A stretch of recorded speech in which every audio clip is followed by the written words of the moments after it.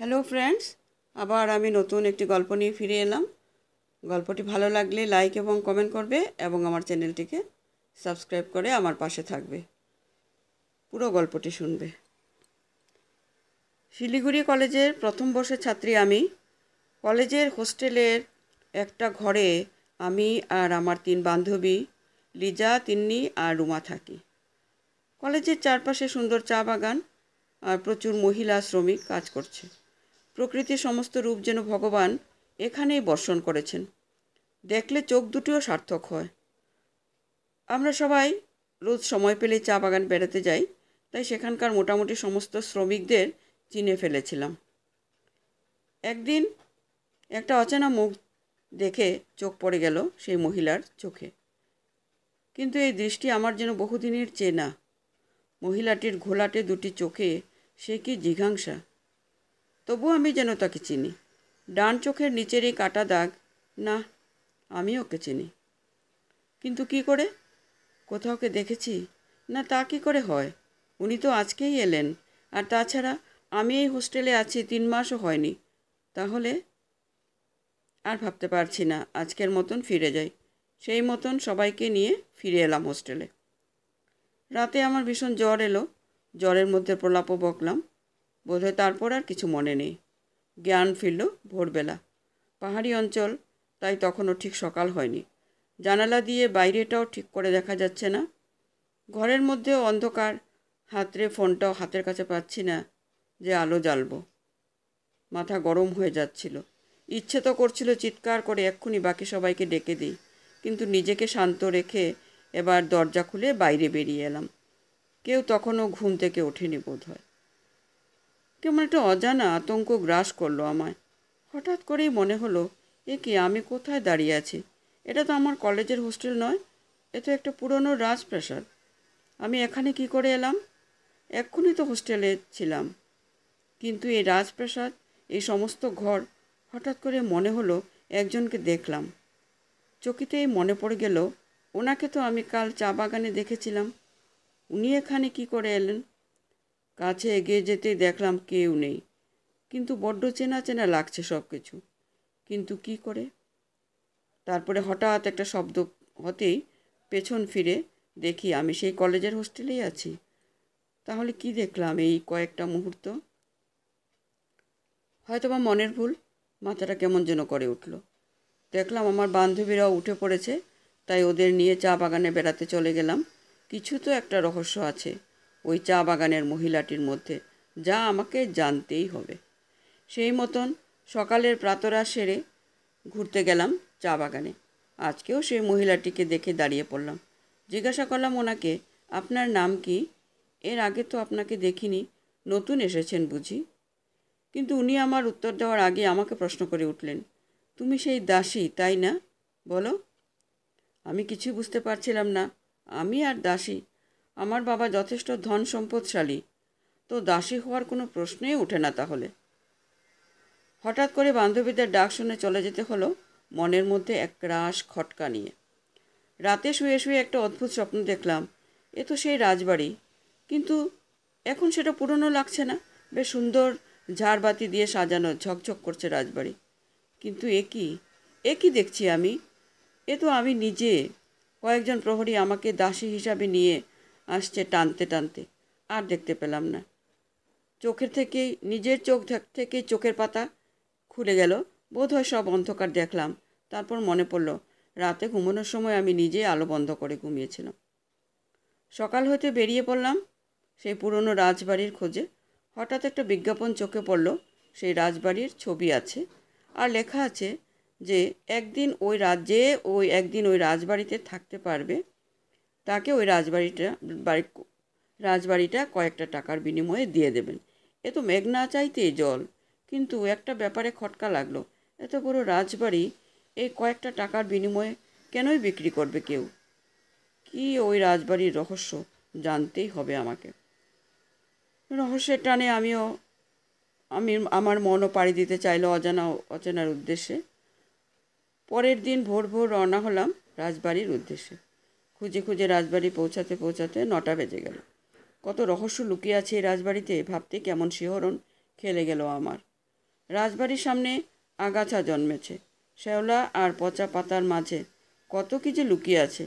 যাই হোক, কিছুক্ষণ পর কিছু স্থানীয় লোককে দেখতে পেলাম এবং ওনাদের দিয়ে ঘরের কিছুটা জায়গা আগাছা পরিষ্কার করে নিয়ে বাসের উপযুক্ত করে নিলাম। সাথে একটা টর্চ লাইটও এনেছিলাম। বিকেল বিকেল কিছু খাবারও নিয়ে এলাম যাতে সেদিনটা আর বাইরে যেতে না হয়। তারপর 8:30 নাগাদ খেয়ে নিয়ে ঘুমিয়ে পড়লাম। ঘুম ভাঙলো অনেক রাতে। উঠে দেখি কোথাও তো কিছু নেই, কিন্তু কি জানি আমার ষষ্ঠেন্দ্রিয় জানান দিল কিছু তো একটা হবেই, তাই আমাকে জেগে থাকতেই হবে। ঠিক 1 মিনিট পরেই দেখলাম এ কি সে পুরনো রাজবাড়ি, এ তো নতুন বানানো কোনো রাজবাড়ি। আলোয় আলোয় ঝলমল করছে রাজবাড়ির চারদিক। হঠাৎ পেছন ফিরে তাকাতেই দেখি এই তো সেই চা বাগানের মহিলা। উনি এখানে কি করছেন? চমকে উঠলাম আমি।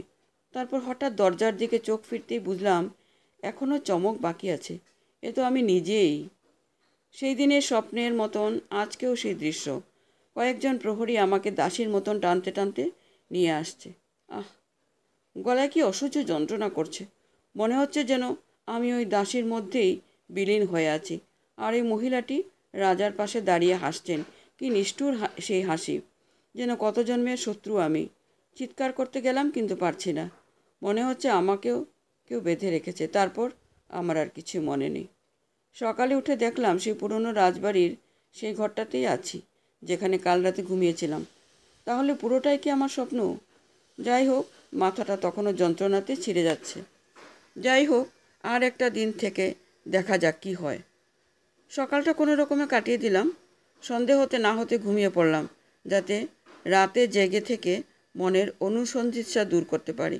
ভীষণ ভয় লাগছিল, কিন্তু তবুও শুয়ে পড়তেই ঘুমিয়ে পড়লাম। অনেক রাতে ঘুম ভাঙল একটা তীক্ষ্ণ আর্তনাদে। ঘুম ভাঙতেই দেখি আমি একটা বিশাল ঘরের মধ্যে আছি। মনে হলো শব্দটা কাছ থেকেই আসছে।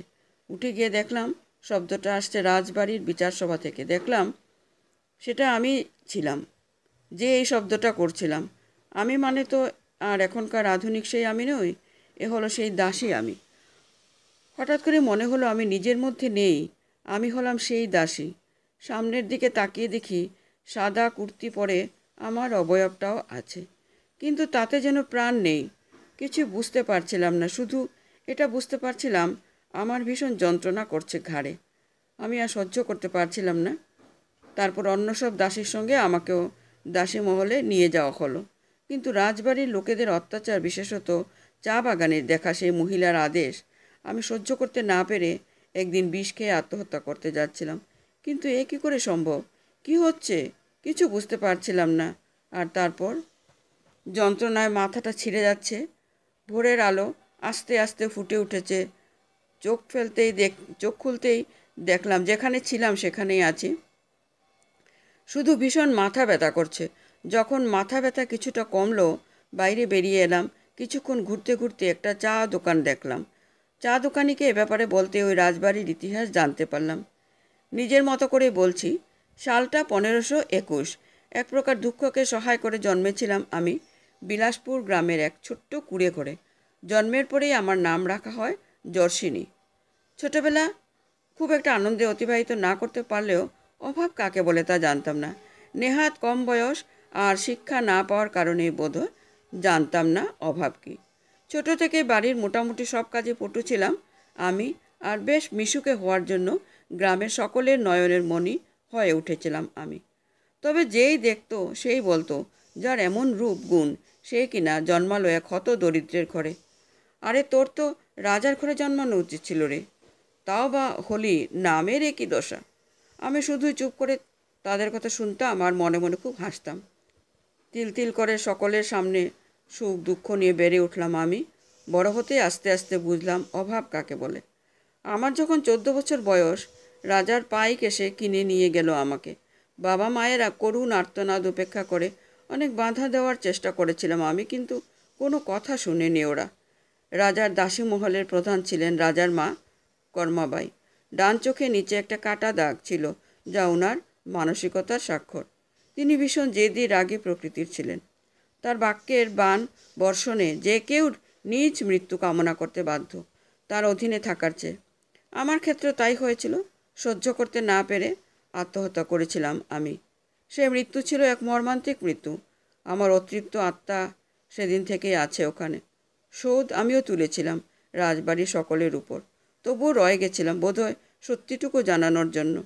রাজবাড়ির কোনায় কোনায় জমে থাকা ধুলো বালি সব কিছুর মাঝে রয়ে গেছিলাম এক বেদনাদায়ক চুপ কথা হিসাবে, যার কলঙ্ক বহন করেছিল এই রাজবাড়ি বছরের পর বছর।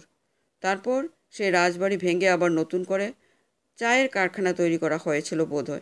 আমি সেখান থেকে চলে এসেছিলাম তারপর। কিন্তু সেই ইতিহাস গেঁথে গিয়েছিল আমার মর্মে মর্মে। আজও মনে পড়লে মৃদুস্বরে নিজের মনেই বলে ফেলি, হ্যাঁ, আমি সেই চুপ কথা, একটা ভাঙা ইতিহাসের অংশ আমি নিজেই। নমস্কার, আজকের গল্পটি এখানে শেষ করছি।